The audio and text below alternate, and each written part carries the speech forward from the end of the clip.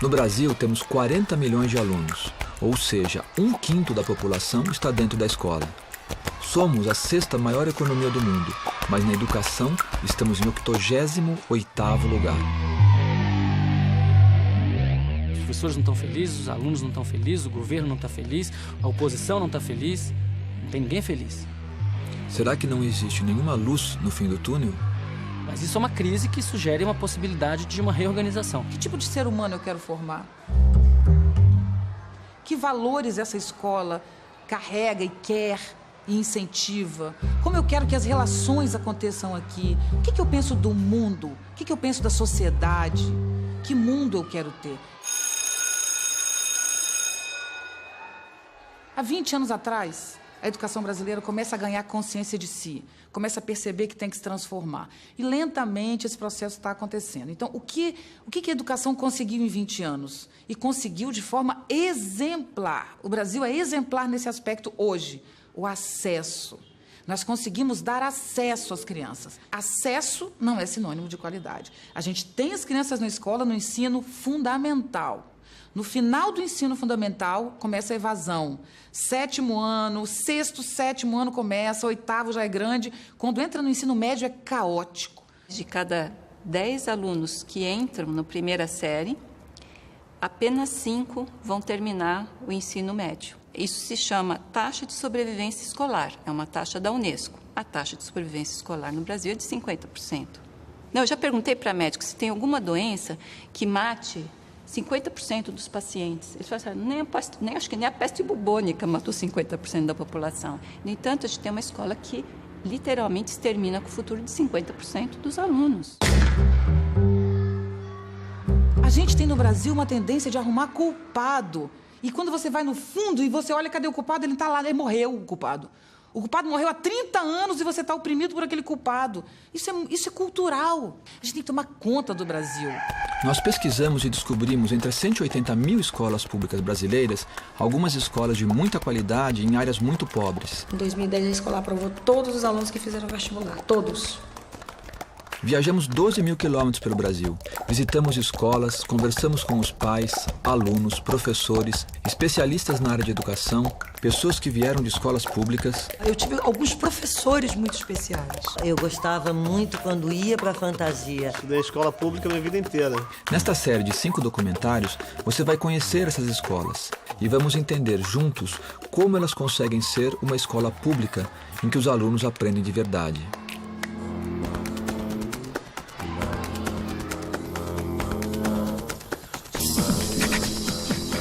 A Chapada Diamantina é uma região pobre no interior da Bahia que está chamando a atenção de especialistas pela surpreendente qualidade do ensino em 20 municípios da região.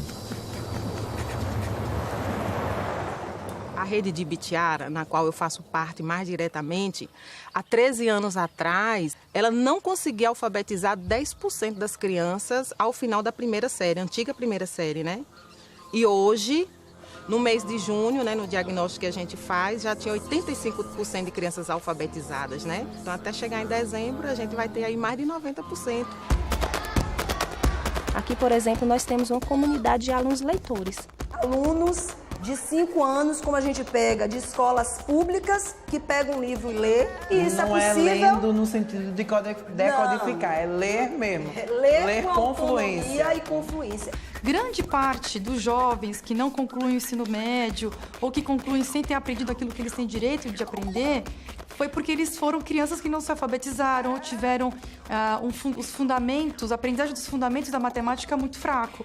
Então, a gente tem que garantir que criança, educação infantil e os primeiros anos do ensino fundamental sejam realmente muito rigorosos, que a gente consiga ter esses resultados para essas crianças. Como é que alguns municípios na região da Chapada Diamantina conseguiram índices tão bons em relação à alfabetização dos alunos? Como é que eles conseguiram superar as metas previstas do IDEB? E como foi essa mágica? Não é mágica, é muito trabalho. Em 1997, 12 municípios da Chapada juntaram esforços para tentar melhorar a educação. O projeto Chapada já nasceu como um território, né? Ele já nasceu porque esses 12 municípios resolveram, né, fazer alguma coisa pela educação da região. Essa realidade que eu vivo é a realidade que não é só de Ibitiara. A gente está numa rede de trabalho, né, de educação, que as práticas nela desenvolvida colaboram, né, para o meu município, para o município de Novo Horizonte, para o município de Ceabra, para os outros municípios que fazem parte dessa rede. Então, assim, eu não estou só, meu coordenador pedagógico não está só, né? Nós temos aí vários profissionais envolvidos nessa busca pela qualidade da educação. Chapada, acho que é um modelo, uma referência, né, de pensar em um lugar que tem condições tão adversas e que a gente vem ouvindo, né, há tanto tempo, de que zona rural, são pobres, não tem, o DH é baixo e tal. Eles conseguiram desmistificar tudo isso, né, num trabalho super bem organizado, planejado, com vontade política, com amparo técnico. Formaram os quadros locais, né, que as pessoas que estão lá, então não é só, são as pessoas de fora que vão lá dar a formação. Eles demandam formação externa, mas eles conseguiram construir equipes técnicas muito boas do ponto de vista técnico. A primeira coisa que a gente faz quando a gente chega no município é ensinar o município a ter a sua própria política de avaliação institucional, né? A saber o que sabem as crianças que estão nas escolas daquele município. É possível ter um aluno sem avaliação? Não. Você consegue viver sem avaliação? Não. Por que eu sou ser humano? É que além de eu ter esse corpo físico aqui, eu tenho um universo virtual que se chama consciência, que é feita, assim como a internet é feita de imagens e signos apenas, né? Aqui, ó, virtual, tá aqui minha consciência. Eu só existo como ser humano porque ela tá aqui me avaliando, dizendo pra mim, você tá falando bem, você tá falando mal, você mandou mal ontem, você fez aquilo muito bem. A avaliação é fundamental na vida. Claro que quando eu era criança eu não gostava de fazer prova. Mas também aprendi a fazer e é uma coisa que entra no seu cotidiano. As evidências que existem na psicologia cognitiva, publicadas nas melhores revistas, é de que o ideal é fazer provas, sim, e cumulativas. Tem um experimento famoso, recente, que mostra que é mais eficiente você pedir para o jovem fazer uma prova sobre aquele assunto do que pedir para ele estudar sobre aquele assunto. Quando eu faço prova, eu tenho a minha atenção dobra do que nas atividades complementares. Porque quando eu faço prova, o meu cérebro pode ter o barulho que for. Tá ligado só à prova. Ao fazer a prova, ele eleva o nível dele de estresse a um certo grau que é pró-mnemônico, que ajuda a formação de memória. Quando a gente não tem nenhum estresse, a gente não forma a memória. Quando a gente tem estresse demais, a gente também não forma a memória. Então, essa relação é um U invertido, né? Sem estresse você não aprende, com um pouquinho mais de estresse você aprende, aqui você está no ótimo, se você continuar aumentando o estresse, aí você não aprende de novo. Quando a pessoa é exposta à prova, a prova é o mundo real. A prova é o choque da realidade. E parece que isso é extremamente eficaz, não só em fazer a pessoa evocar aquele aprendizado, mas em consolidar ele no longo prazo. A primeira revolução que a Chapada fez foi perceber que prova não é só para avaliar aluno, mas para avaliar a própria escola e mostrar os pontos fracos em que o ensino precisa melhorar. Então a gente sabe, por exemplo, quais são os alunos que têm proficiência leitora, quais são os alunos que a proficiência leitora ainda não está adequada para a série onde ele está estudando. Quais são os alunos que fazem os deveres de casa? Quais são os alunos que não fazem os deveres de casa? Quais são os alunos que conseguiram êxito nas recuperações semestrais? Quais são os alunos que não conseguiram? O diagnóstico ele vai nos contar aspectos importantes sobre os sujeitos que estão na escola. Isso também vai definir muitas das coisas que o diretor vai fazer. Por exemplo, como ele gasta o dinheiro na escola, o que ele prioriza, ou como é que ele vai marcar as reuniões de pais. Então, tudo isso depende de quem são os sujeitos que estão na escola. Se o diretor ele não tem participação efetiva nisso, ele começa a trabalhar na contramão dos sujeitos que precisam aprender. Todos os dados são dados para a gente tomar decisão, seja decisão de planejamento, seja decisão de chamar a família, seja decisão de providenciar uma atividade de reforço. Mas todos os dados eles são dados aproveitados para promover o aluno. A gente realmente toma a sala de aula como o nosso principal foco. Ela é o nosso ponto de partida e o nosso ponto de chegada. Inspirado nesse sistema de avaliação da Chapada e de alguns outros municípios do Ceará e de Minas, o Ministério da Educação criou um sistema nacional de avaliação de todas as escolas públicas do Brasil, o IDEB. De 2 em 2 anos, os alunos fazem a Prova Brasil, O resultado dessa prova permite saber como está o aprendizado em português e matemática em cada escola. O IDEB mede também o fluxo escolar, que diz quantos alunos estão atrasados e quantos abandonaram a escola. Quando você tem uma referência, porque o IDEB é uma referência, né? Apesar de algumas pessoas acharem que aquilo é verdade, por favor, é um indicador, é uma referência. Aquilo não diz o que está acontecendo naquele município. É uma indicação, né? É uma referência. Então, se a referência do meu município é 3 e do município vizinho é 4... esse pai, essa mãe, na época da eleição, vai dizer, não vou votar, por que no município do lado é melhor do que aqui? O IDEB ele deu uma transparência para os resultados que foi muito positiva. O que a gente verifica é que agora toda a gestão educacional, de rede ou de escola, tem uma medida para poder se comparar, inclusive ela com ela mesma.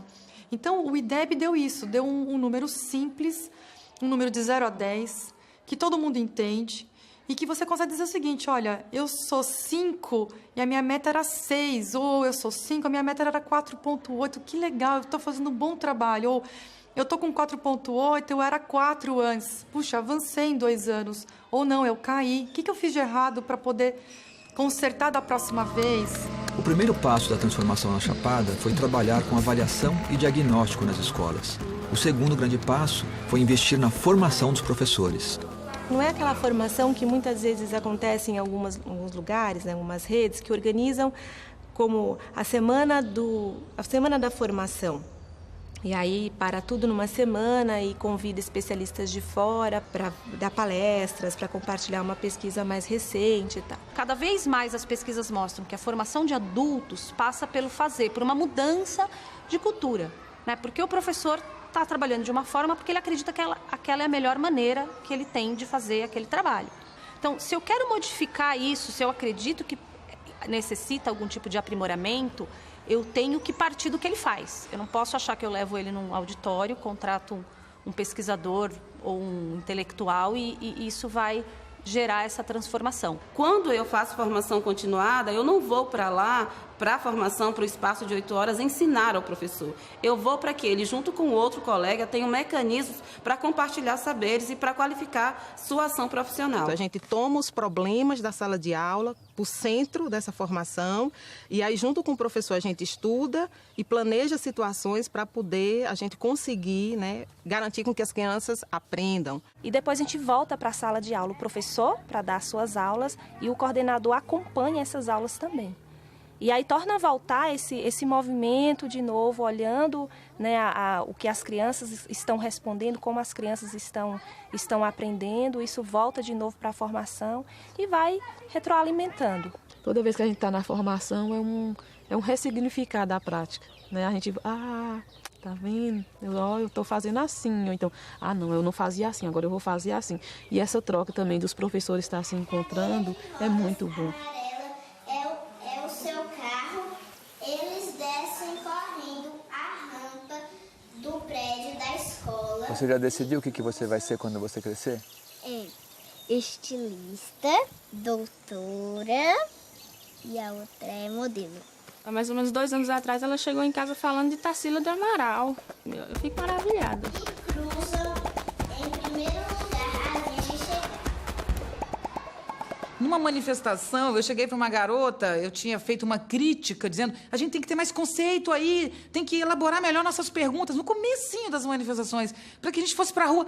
Mas eu sou contra, eu quero melhoria na educação, diz uma menina de 19, 20 anos.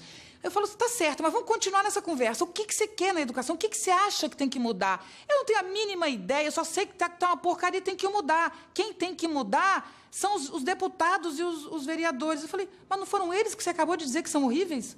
Você está atribuindo a caras que você acha horríveis. O papel de transformar, ele é teu papel. Aí ela diz, você quer que eu saiba a história para estar numa manifestação? Eu digo, não. Para estar na manifestação, você não precisa de nada, só está lá. Agora, para mudar o Brasil, você tem que, sim, saber um pouco de história. Conhecimento é poder, né? Uma sociedade mais crítica, uma sociedade mais preparada, ela vai questionar muito mais o que a gente vive, a nossa vida hoje.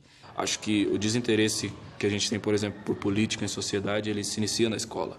Porque, por exemplo, a gente tem, às vezes, um grêmio estudantil que não influencia na direção da escola, sabe? Então, você já, desde pequeno, você aprende que independente do que você está organizando ali, aquilo não vai influir no resultado final, sabe? Quando isso vai passando de instância por instância, desde a faculdade até o momento em que você vota para presidente do seu país, as pessoas vão evoluindo esse desinteresse.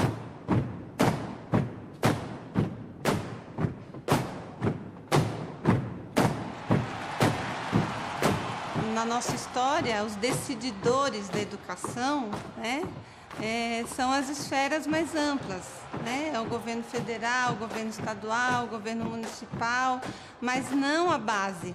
Infelizmente, no Brasil, o histórico de tudo que é questão pública, seja educação, seja saúde, seja qualquer questão de bem coletivo, a gente colou como sendo governamental. Tudo que é público, a gente identificou como sendo governamental no Brasil. E, como sendo governamental, isso é uma responsabilidade do governo. Nós não temos nada com isso. Na verdade, a palavra público, como a própria palavra diz, é público, de todos nós. O controle social na política pública brasileira é muito baixo. São raras as escolas que têm uma grande prática de gestão democrática, em que pese o fato da gestão democrática ser princípio constitucional, está no artigo 206 da Constituição. E a gestão democrática ela é importantíssima para gerar qualidade da educação. No mundo todo, os sistemas de ensino que deram certo, o que eles fizeram? Valorizaram os professores e aumentaram o nível de participação da sociedade sobre a matéria educativa. O exercício da democracia, ele precisa começar dentro da escola. É isso que eu quero dizer quando eu digo que o Grêmio Estudantil tinha que influenciar na direção e os alunos têm que entender que uma organização popular, ela se inicia de pessoas que se juntam por um determinado ideal e querem que alguma coisa mude. Então, gostaríamos que determinada prática ocorresse na nossa escola ou não. A gente tem uma história, uma democracia ainda muito recente. A gente tem um uso do poder público, da coisa pública, de uma maneira vergonhosa. Isso é uma realidade e isso atinge a educação. Entra um governo, vem com uma proposta, entra um outro governo, principalmente se for de partido diferente, vem e já caminha numa outra direção. Olha, esse é um problema enraizado, principalmente na política pública brasileira, a questão da descontinuidade que afeta a área social de uma maneira trágica. E principalmente a educação, porque é aquela que tem maior capilaridade. O problema é que quando você troca o secretário de um dos 5.560 municípios brasileiros, a equipe dele vai inteira.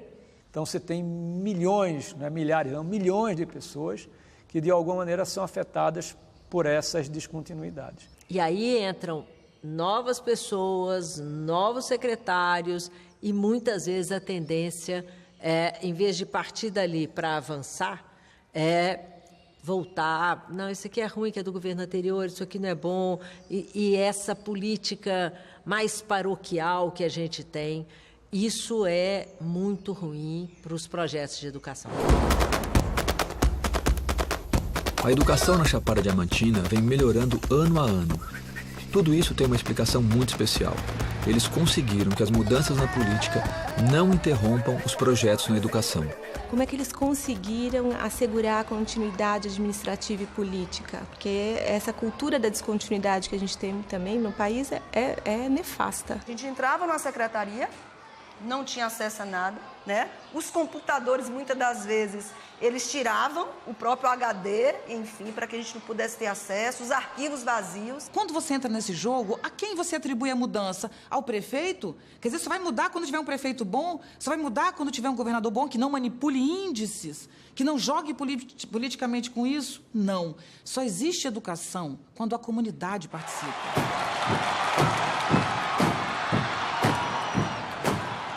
Nós chamamos a comunidade e discutimos com a comunidade os caminhos da escola. Reforma disso, melhoria disso, troca de tal funcionário, transporte, qualidade da merenda. Então, essas vozes de cada comunidade vêm para a mão da equipe da secretaria, que faz a sistematização, e no dia D, que a gente costuma dizer o dia E, né, o dia da educação no município, toda a comunidade, a secretaria, terceiro setor, se reúnem para discutir aquelas propostas. Então, esse dia que a gente chama de Fórum de Educação, representantes de todas as escolas estão presentes, os candidatos a prefeito e a vereador também estão presentes.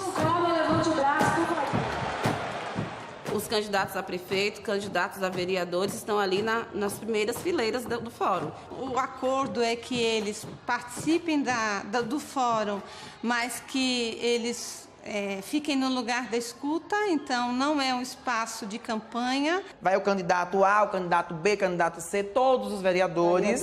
Né, e a comunidade ali presente.